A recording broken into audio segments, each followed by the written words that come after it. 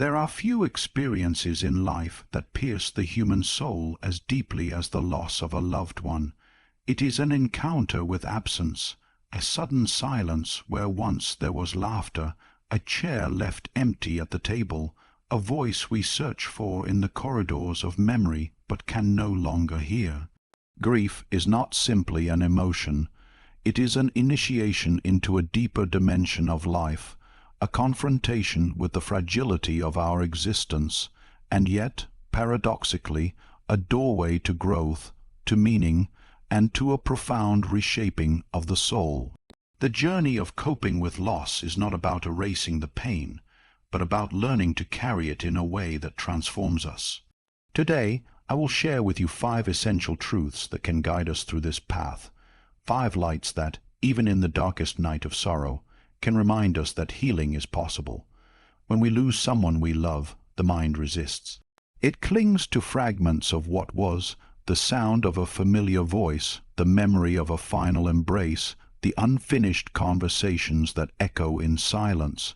The heart whispers, if only, as though sheer longing might rewrite reality.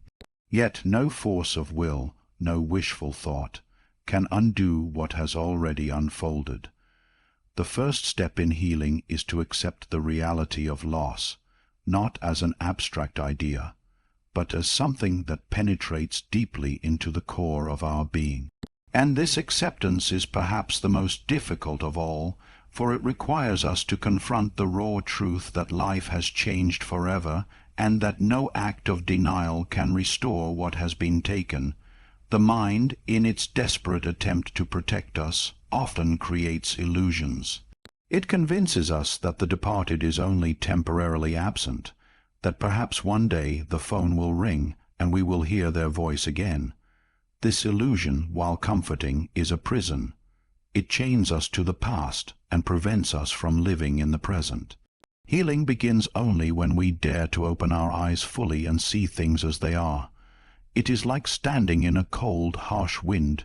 You cannot escape its sting, but in facing it directly, you begin to discover your own strength. I recall the story of a mother who lost her child. For years she kept the child's room untouched, as though preserving the sacred space might somehow hold the essence of her daughter within it. She tiptoed past the door, unable to disturb the silence, clinging to the belief that this shrine of memory would bridge the gap between presence and absence. Yet the room became a symbol not of connection, but of her refusal to face reality. Only when she found the courage to enter, to sit upon the bed and let the silence speak to her, did she begin the long journey of grief. In that quiet confrontation she wept for hours, not because she had forgotten her child, but because she had finally admitted to herself that her daughter was gone, and strangely, within that painful acknowledgment, she found the first fragile thread of healing. The denial she carried had numbed her heart, but the acceptance of absence opened the way for memory to become a source of love rather than torment. This is what acceptance truly means. It is not a betrayal of love, nor is it an erasure of memory. It is the brave act of saying, "This is my reality, and I will face it without turning away." It is recognizing that the person you love has crossed a threshold that you cannot follow, at least not yet. It is allowing yourself to live with the absence, to carry the wound without pretending it does not exist. Only in this honesty does the soul begin to heal. Yet we must not mistake acceptance for forgetting. Forgetting is impossible, and it would be unworthy of the bond we shared. Acceptance is not the fading of love, but its transformation. It is the act of holding the memory in your heart, while releasing the illusion that the past can return. It is the difference between carrying a stone in your pocket and dragging a chain behind you. One weighs on you, the other accompanies you. Acceptance allows love to remain, not as a ghost that haunts, but as a quiet presence that guides. We see this truth reflected again and again in the stories of those who have endured great loss.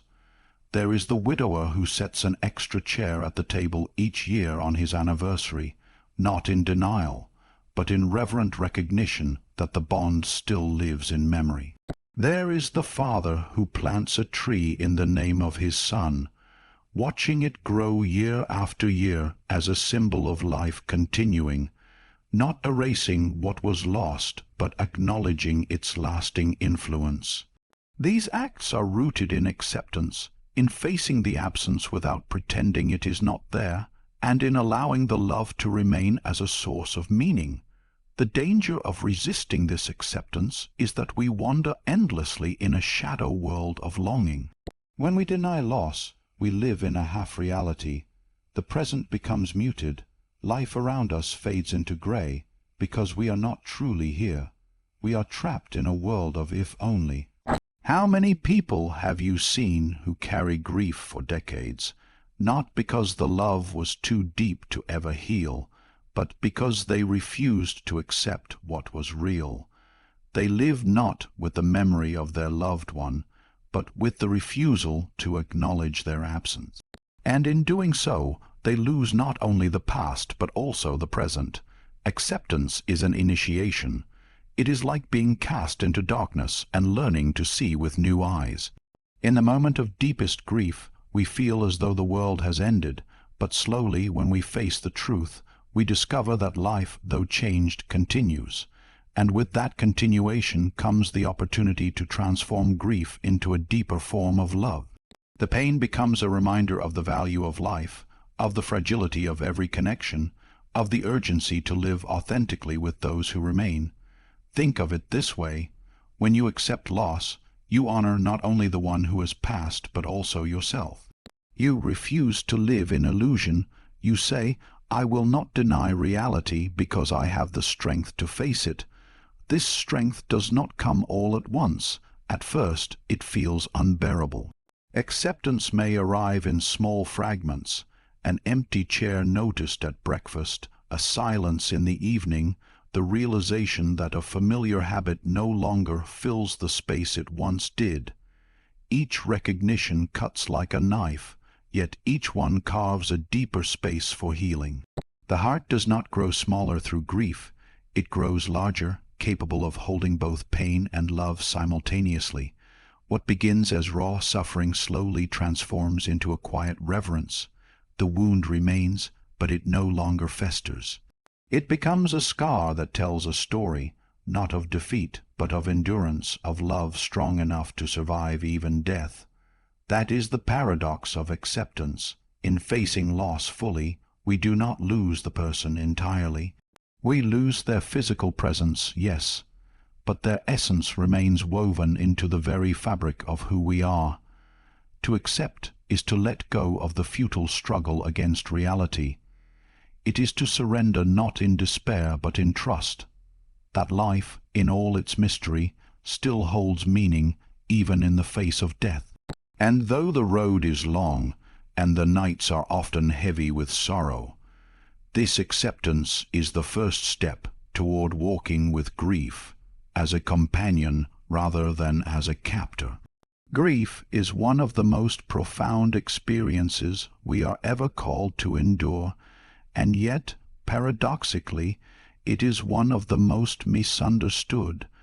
We live in a culture that glorifies composure, that prizes the image of strength as the absence of visible suffering. From a young age, many of us are told not to cry, to keep our voices steady, to hold back the flood of emotions that rise within us when life pierces us with pain. But grief does not obey these rules of social decorum. It comes uninvited, breaking into our lives like a storm, demanding to be felt. It is not weakness, nor is it a sign of fragility. Grief is love transformed into sorrow, the evidence of a bond so deep that it cannot be severed even by death. To deny grief is to deny the very depth of the love we once shared. Yet so many do deny it. They suppress their tears, they smile politely when asked how they are. They hide behind routines and distractions, believing that avoidance will protect them from the intensity of their suffering. But what is buried alive does not die. Suppressed grief festers in the shadows of the psyche, manifesting later as anxiety, depression, or a numbing emptiness that steals the color from life. It is as though we try to seal a wound without cleaning it.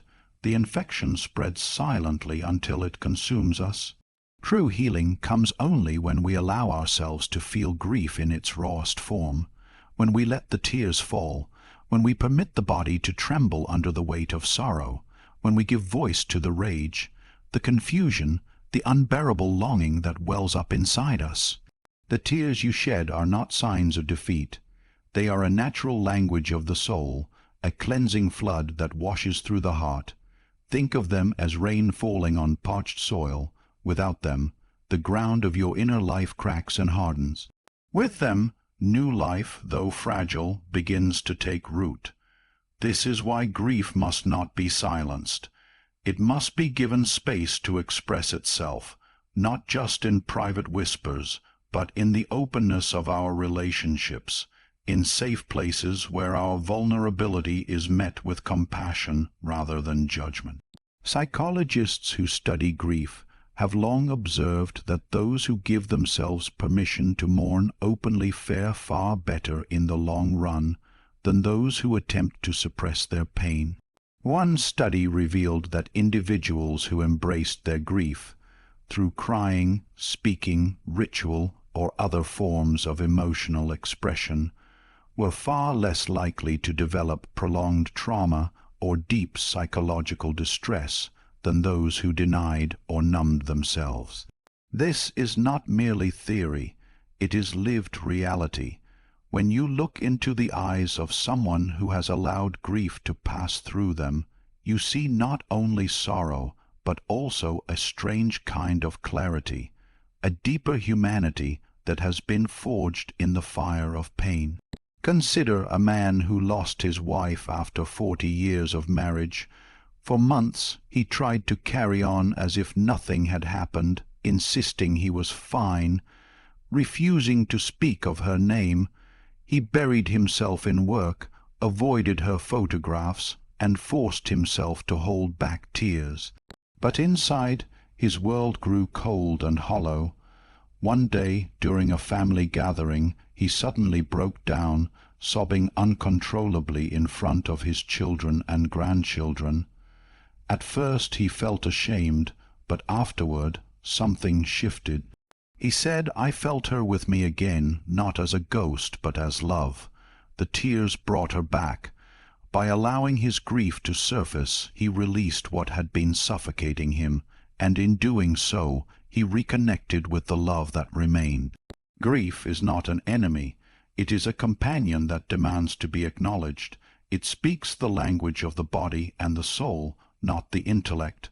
When you try to silence it, it grows louder in the silence of your heart. But when you invite it to be felt fully, something remarkable happens. It begins to guide you. It teaches you about the depth of your love, about the fragility of existence, about the sacredness of every fleeting moment. To grieve is to honor what was lost. It is to say, "This person mattered to me so deeply that their absence carves a canyon in my soul." If it hurts profoundly, it is because you loved profoundly. Think of grief like a storm.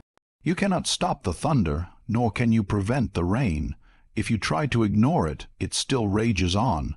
But if you step into it, if you let it drench you, the storm eventually passes, and the air becomes clear.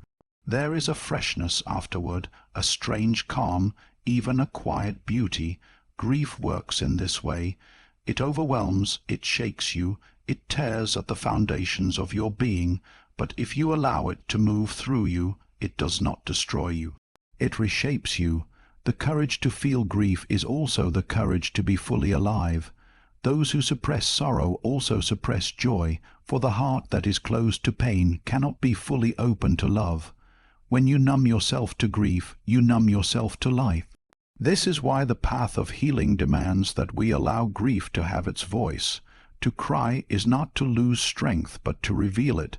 To rage against the injustice of loss is not to be broken, but to affirm that your soul still burns with passion. To collapse into the arms of a friend and weep is not to surrender to despair, but to recognize your humanity. In many ancient cultures, grief was not hidden. It was ritualized, given form and voice. Mourners wailed aloud, families wore symbols of mourning, whole communities gathered to express collective sorrow. These practices were not primitive, they were wise. They recognized that grief is too heavy for one person to carry alone, that it requires expression, that it must be honored. Today, we often grieve in isolation, quietly, behind closed doors. But perhaps part of healing lies in reclaiming that ancient wisdom, to allow grief to be seen, heard, and shared. When you allow yourself to feel grief, you are not only releasing pain, you are keeping love alive. The ache in your chest, the tears in your eyes, the weight that bends your shoulders, these are signs of the love that remains. And though they feel unbearable at times, they are also reminders that your heart is capable of immense depth, that you have known something precious enough to mourn. In that sense, grief is not just sorrow. It is a hidden gift, a testament to the beauty of love and the resilience of the human soul. So do not fear your grief. Let it come.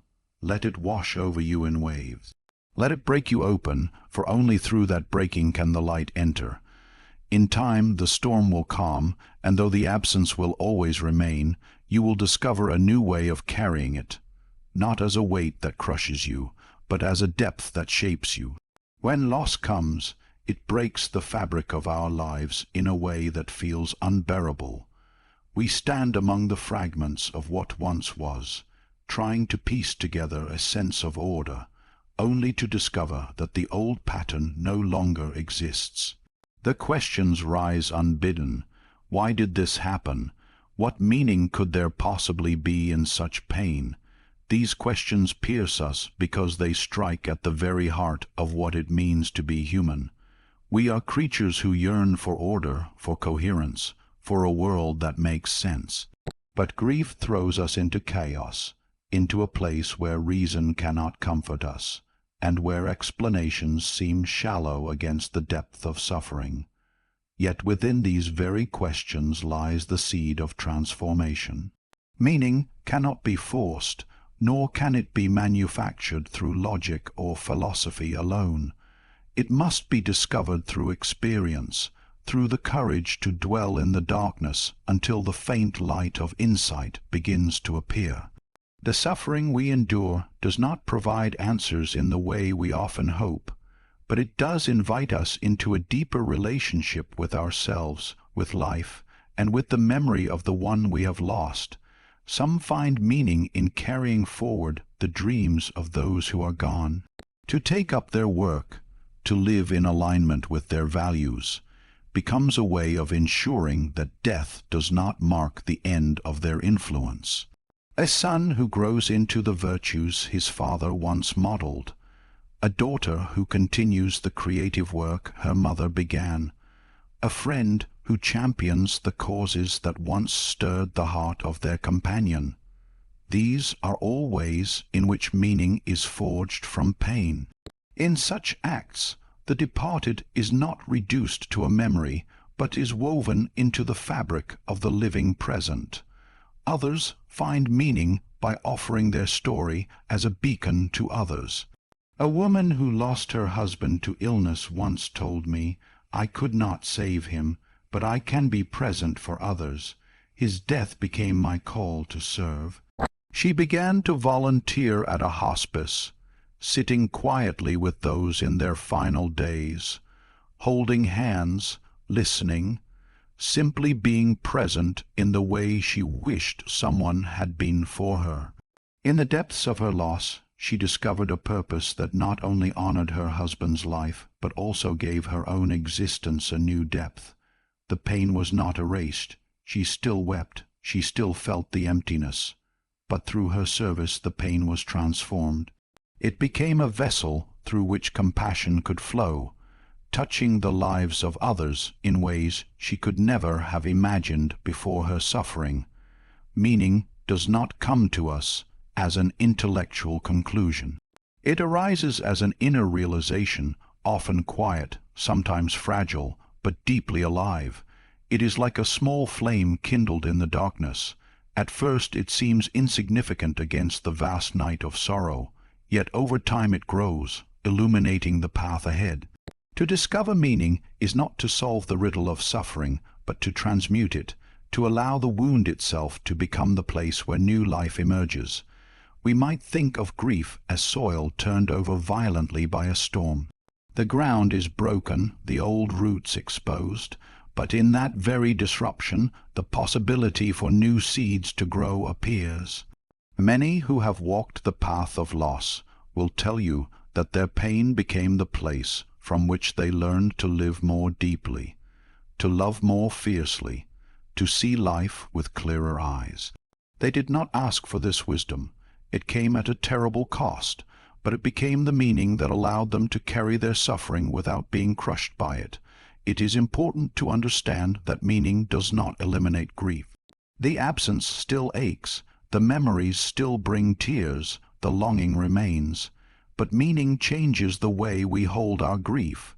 Without meaning, loss feels like a void that swallows everything, leaving us in despair.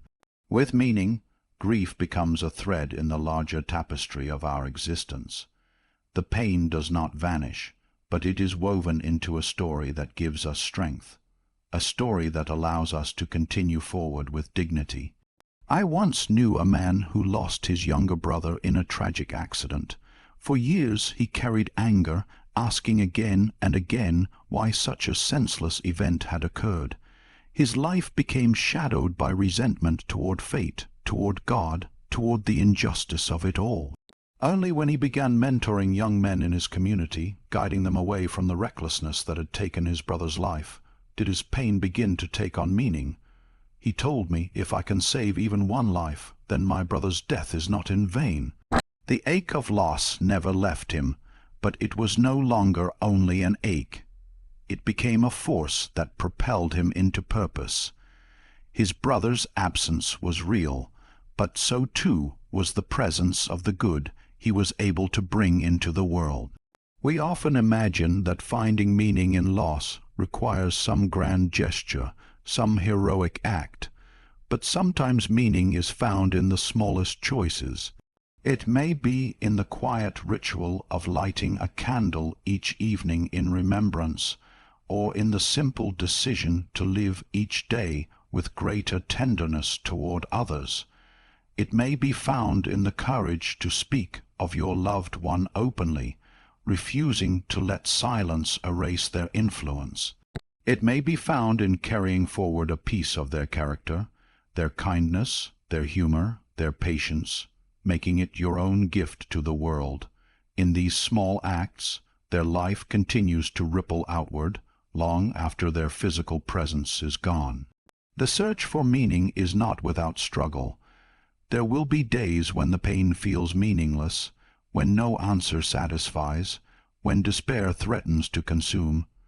This too is part of the journey. Meaning is not a fixed destination, it is a living process, one that shifts and deepens as we ourselves are transformed by grief. Some days the meaning is clear, radiant, sustaining. Other days it hides, leaving us to stumble in the dark. Yet even in the darkest moments, the very act of searching keeps the flame alive. To ask, what meaning can I create from this loss, is to affirm that your suffering does not have the final word, that even in the face of death, life insists on renewal. In this way, grief can become a teacher. It teaches us that our lives are not random, that love cannot be destroyed, that even in suffering, something valuable can emerge. It teaches us humility, reminding us that we are not in control of fate, but it also teaches us resilience, showing us that we can endure and even grow through what we once thought would break us.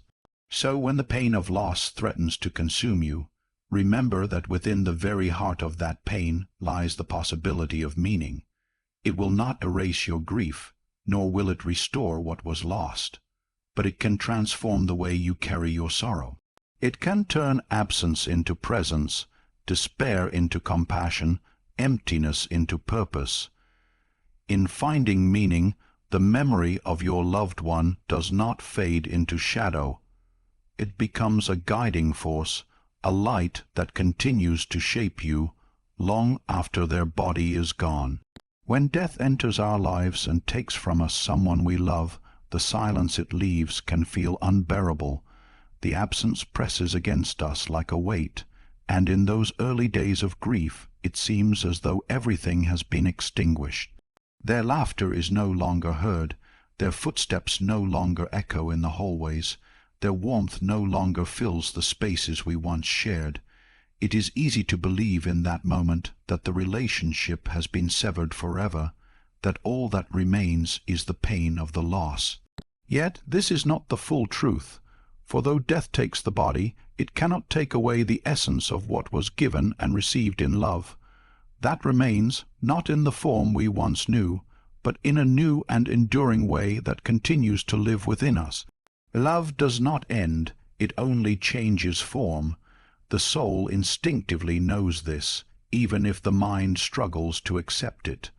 The bonds of affection and memory are not undone by the absence of physical presence.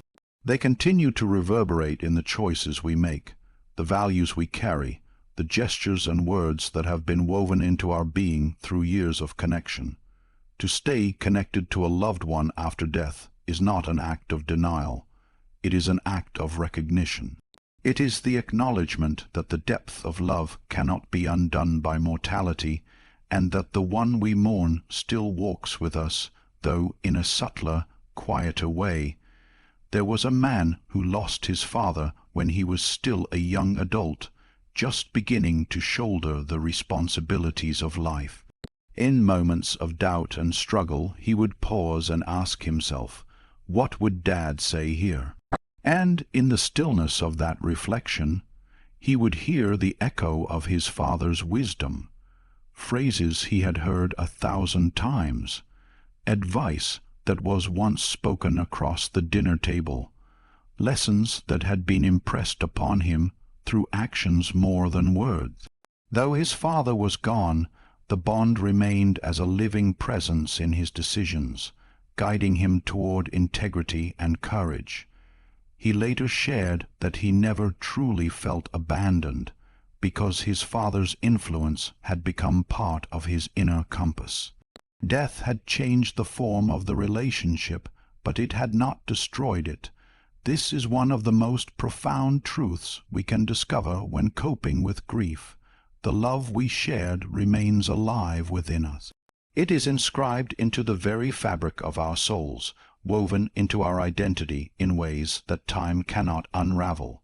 Each memory, each lesson, each shared moment becomes part of the architecture of who we are. When we allow ourselves to remain open to this presence, grief is no longer only about absence. It becomes also about connection, about continuing to carry the essence of the one we lost into the unfolding story of our lives. Rituals can help to anchor this connection. They provide a space for the invisible bond to become tangible. Lighting a candle on their birthday, for instance, transforms a day that might otherwise feel empty into a moment of communion. Visiting a place they loved allows us to feel their spirit linger in the atmosphere of that location. Writing letters in a journal addressed to them can give voice to thoughts and feelings that still long to be shared. These rituals do not deny the reality of death. Rather, they honor the reality of love. They remind us that the relationship is not erased. It has simply moved into a different dimension, one where the heart and soul serve as the meeting place. Some people fear that to continue these connections is unhealthy, that it keeps them from moving on. But moving on does not mean leaving behind. It means moving forward with what remains. To stay connected to love is not to cling to the past in denial, but to carry it into the present with reverence. Think of how we carry the legacy of our ancestors, many of whom we never even met. Their blood, their struggles, their dreams live within us. If this is true of those we did not know, how much more true it is of those we loved deeply, who shaped us directly with their presence. The imprint of their being cannot be erased. There is a sacredness in this continuation. Love is not bound by time. A mother who has lost her child still feels the bond, sometimes in dreams, sometimes in fleeting moments of intuition, sometimes in the quiet sense that the child remains near. A husband who has lost his wife might hear her laughter in his memory when he walks into a place they once enjoyed together. These are not mere tricks of imagination. They are the psyche's way of reminding us that love is eternal, that its energy cannot be destroyed, only transformed. I once knew a woman who lost her sister unexpectedly. The two had shared an unbreakable closeness, and her grief was devastating. For months she felt adrift, unable to imagine life without her. Then one day she decided to take up painting, something her sister had always dreamed of but never pursued. Each brushstroke became a prayer, a conversation with her sister, a way of keeping her alive in the world. Over time, the act of painting became a ritual of love, transforming her grief into creativity. She told me, "When I paint, I feel her with me. It's as if we're creating together." The connection had not been broken, it had simply changed its language. Staying connected to the love rather than only to the loss reshapes the experience of grief. Loss will always be present. There is no erasing the finality of death. But when we focus only on the absence, we live in despair. When we also recognize the love that endures, grief becomes infused with meaning. We begin to see the departed not as vanished into nothingness, but as living within us, as continuing to shape who we are and who we are becoming. In time, this connection becomes a source of strength. It allows us to move forward not with a sense of betrayal, but with a sense of continuity. We no longer carry the memory as a wound alone, but as a guiding presence. We ask ourselves, how can I live in a way that honors the love we shared? How can I embody what they taught me? In answering these questions, the relationship becomes part of our growth. The departed lives on not as a shadow that haunts us, but as a light that illuminates our path. Love leaves an imprint on the soul that nothing can erase, not time, not distance, not even death. To stay connected to that love is to allow grief to soften into reverence, absence to transform into presence, sorrow to open into gratitude. Though the form has changed, the bond remains, shaping us, guiding us, reminding us that love is the one force that death cannot conquer. Grief is a valley, dark and shadowed, and to walk through it is to feel at times as though one's very breath has been stolen. Yet this valley is not meant to be our permanent dwelling. To stand still too long in its depths is to allow sorrow to consume the vitality that still remains within us. Loss will always change us, but it need not imprison us. To honor the memory of those we have loved and lost is not only to weep for them, but to continue living in such a way that their influence does not fade into silence, but echoes in the unfolding of our lives. This is not betrayal, though many fear it might be. There is a whisper inside the grieving heart that says, if I smile again, if I find joy, if I dare to move forward, am I leaving them behind? But love is never diminished by joy. It is magnified by it. To live fully after loss is to say, because of your love, I will not waste my days. Because of your presence in my life, I will live in a way that reflects what you gave me. Growth is not abandonment. It is the continuation of the story. I once spoke with a man who had lost his wife of 40 years. For months he could not bear to step outside the home they had built together. Every corner of the house reminded him of her absence. Every sound echoed with the silence of her voice. But one morning, after a long winter of grief, he stepped into the garden they had planted side by side. He saw the flowers budding in spring, life insisting upon itself despite the cold he carried in his chest. Slowly he began tending the garden again.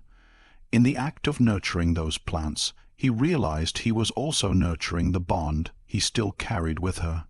He told me later she loved beauty and growth. I thought I had to keep still to honor her, but it was when I began to grow again that I felt her presence most. This is the paradox of grief. We think holding tightly to pain is loyalty, but true loyalty is transformation. It is to ask ourselves how we can embody the best of what they gave us. If your loved one taught you kindness, then each act of compassion you show becomes a thread in their legacy. If they taught you resilience, then each challenge you overcome becomes a testament to their influence. Their death does not erase their teaching, it calls upon you to live it more consciously. Psychologists and spiritual thinkers alike have spoken of post-traumatic growth, the phenomenon where suffering, though devastating, becomes the catalyst for a deeper, more authentic life. We see this not only in individuals, but across humanity. After wars, communities rebuild with stronger bonds. After disasters, people discover a generosity they never knew they possessed. In the same way, personal grief can uncover in us a depth of strength and empathy we might never have discovered otherwise. Pain carves into us, but it carves space for wisdom and compassion that could not have existed without it. Consider the words of Viktor Frankl, who endured the horrors of the Holocaust and yet emerged with the profound insight that the human spirit can endure any suffering if it discovers meaning and purpose. He observed that even in the camps, those who could hold on to love, whether for a person, a vision, or a belief, were able to transcend the brutality of their circumstances. This does not make the suffering less real, nor the loss less painful, but it reveals that in the crucible of grief, we are given the chance to choose whether to wither or to deepen. One woman who lost her only son in a tragic accident later devoted her life to mentoring young men in her community who lacked parental guidance. She said, "I could not save my child, but I can pour into others what I poured into him." Her grief never disappeared, but it was transmuted into a force of life that gave her days meaning and gave others hope. In choosing growth, she honored her son's memory in a way that mourning alone could not. To choose growth beyond grief is also to reclaim our own existence. The one we lost would not want us to shrink into shadows. They would want us to live. Imagine them standing before you, speaking the words they could not leave behind. Do not waste your breath, your strength, your chance at life. Carry me with you, but do not stop living because I am gone. To step into the light again is not to say the loss does not matter. It is to say their love mattered so deeply that you will not let it end with their absence. Grief is like a river. At first, its currents pull us under, and we are certain we will drown. But with time, if we allow ourselves to move with it, the river carries us forward. We emerge changed, but still alive, still capable of love, still capable of giving. This is the gift hidden within the pain. At the very love which brought us sorrow is also the force that can bring us renewal. When you channel grief into growth, you transform not only your own life but the lives around you. Your resilience becomes a mirror in which others see their own strength. Your compassion becomes a balm to wounds you may never even know exist. And in this way, the person you lost continues to live. Through you, through your actions, through the legacy you weave out of both pain and love. So, do not see grief as a place to remain forever, but as a passage. Let it teach you, shape you, deepen you. And then, when you are ready, let it guide you toward a fuller embrace of life. The valley is dark, yes, but beyond it the horizon waits. And as you walk forward, step by step, you carry with you not only the sorrow of what has ended, but the radiance of a love that has no end. The loss of a loved one is never something we get over. It becomes part of us, reshaping the way we see the world and ourselves. But through acceptance, emotional honesty, meaning, making, connection and growth, we learn not just to survive grief, but to let it carve new depths in our soul, depths from which greater wisdom, love and strength can emerge. Your loved one is gone, but they are not lost. They live in your heart, in your choices, in your courage to keep walking. And as you walk, carrying both grief and love, you are never truly alone.